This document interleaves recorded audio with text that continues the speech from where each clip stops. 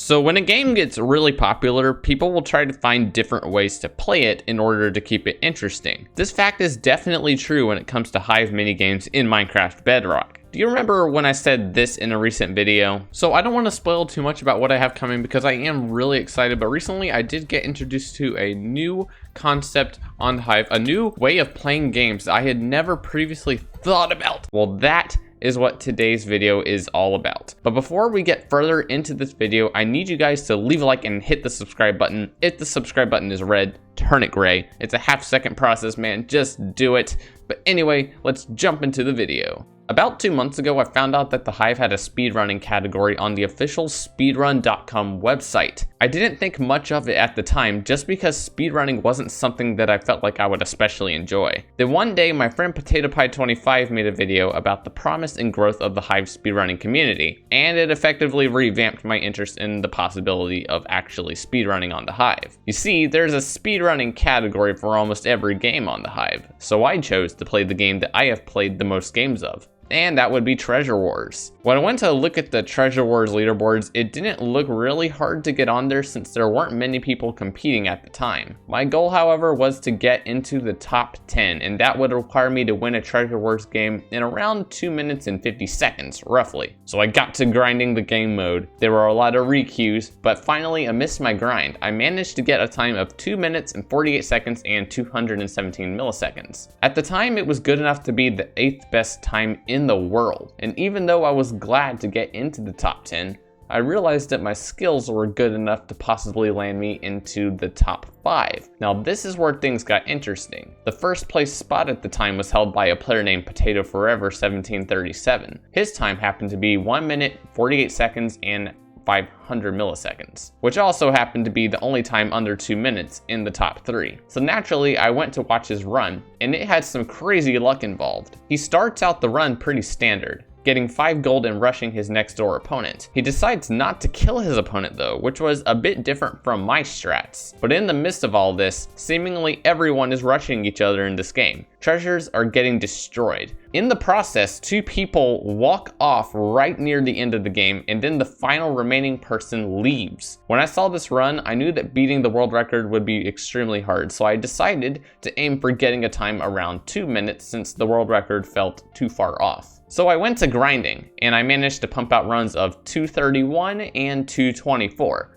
I was getting closer and closer. And finally, I got my top 5 time. The map was the library, and I began the game like any speedrunner, rushing my next door opponent. Thankfully, they were a mobile player stuck in the shop, so I could kill them pretty quickly. Unfortunately, I made a slight error that lost me a few seconds. I was trying to rush the Aqua team until I realized that I didn't have a full stack of blocks, so I swiftly turned and went back to my base to get more blocks. Fast forward now to when I went back to rush, I was greeted by Green, who built me a bridge to the faraway island. After this, I was able to get to his base, kill him, and then bridge away to Red, where I killed them swiftly to claim a time of 2 minutes, 12 seconds, and 500 milliseconds. This time was officially number 4 in the world on speedrun.com, and at that point I thought, how can I go faster without such insane luck? Despite these thoughts, I decided to keep grinding, and after another hour of raging and grinding, I managed to put together a near flawless run. I rushed my opponent quickly, took his treasure, killed him flawlessly,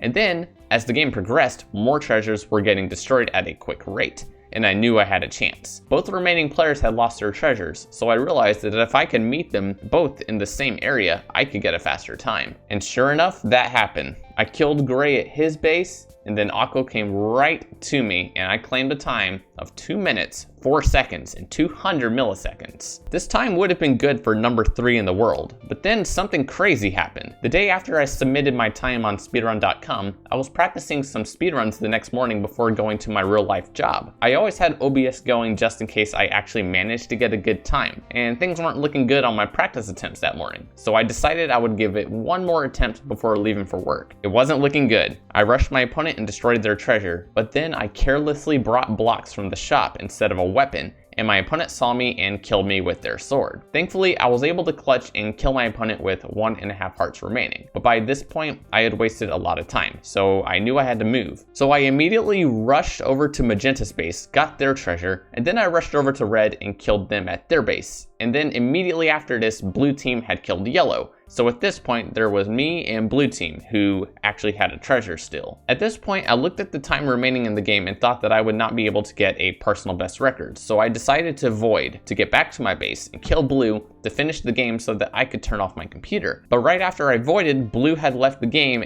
and my eyes immediately lit up. I left the hive immediately, threw the clip into my editor, and after timing the run manually, I realized that I had done it. I got a sub 2 minute time of 1 minute, 58 seconds, and 867 milliseconds. Soon after this, I submitted the run to speedrun.com and I got ranked number 2 in the world for Treasure War solos any percent. However, about a week later, someone shattered the world record by 16 seconds, getting a time of 1 minute and 32 seconds. Now, what I'm about to say is my opinion, so please hear me out. When I watched the world record time, I noticed that the audio was muted and replaced with some chill music, and the chat was also muted. This felt pretty suspicious when I watched how the run played out, especially with the last 2 people leaving really fast, but who am I to know how that run actually went? And that is the story of how I got a sub 2 minute time in the Hive Treasure Wars. Some of you are probably wondering if I'm going to try and go for the world record eventually. The answer to this question is yes. However, this is a really tough time to beat, so it will likely take a long time. When I do beat the world record though, I will upload an analysis of my world record run. Until then, wish me luck guys. And I think that will do it for me today. If you enjoyed the video and want to see more content like this, don't forget to leave a like on the video and subscribe to my channel, as I said in the beginning, if you have not already. And thank you guys so very much for watching. I'm gonna go now and I will see you guys in my next video. Goodbye, everybody.